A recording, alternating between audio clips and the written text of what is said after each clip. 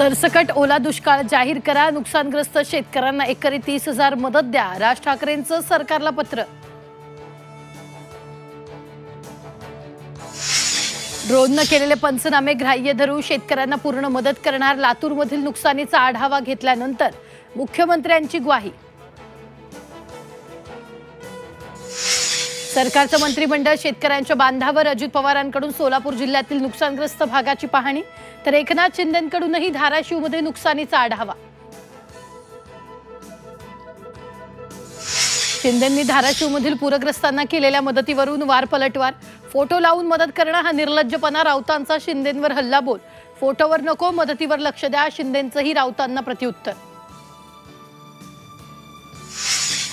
शिवसेनेकडून धाराशिवमधील पूरग्रस्तांना देण्यात आलेल्या मदतीचं किटवरून गोंधळ, तुटपुंजी नको तर थेट मदत करा, पूरग्रस्तांनी मदतीचा टेम्पो परत पाठवला।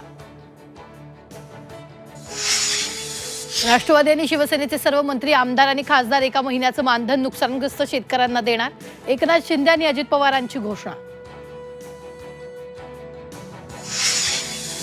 लातूर जिल्ह्यातील शेतकऱ्यांवर अस्मानी संकट, व्यंकट कवडेंचं पुरात मोठं नुकसान, वृद्ध दाम्पत्यासमोर आता जगायचं की मरायचं हा प्रश्न। नंदुरबारमध्ये आदिवासींच्या मोर्चाला हिंसक वळण, दगडफेकीनंतर पोलिसांचा लाठीचार्ज, अनेक पोलीस अधिकाऱ्यांसह कर्मचारी जखमी। प्रलंबित मागण्यांसाठी ऐन दिवाळीत एसटी कर्मचाऱ्यांचा आंदोलनाचा इशारा, 13 ऑक्टोबरपर्यंत प्रलंबित मागण्या मान्य करण्याचं अल्टिमेटम।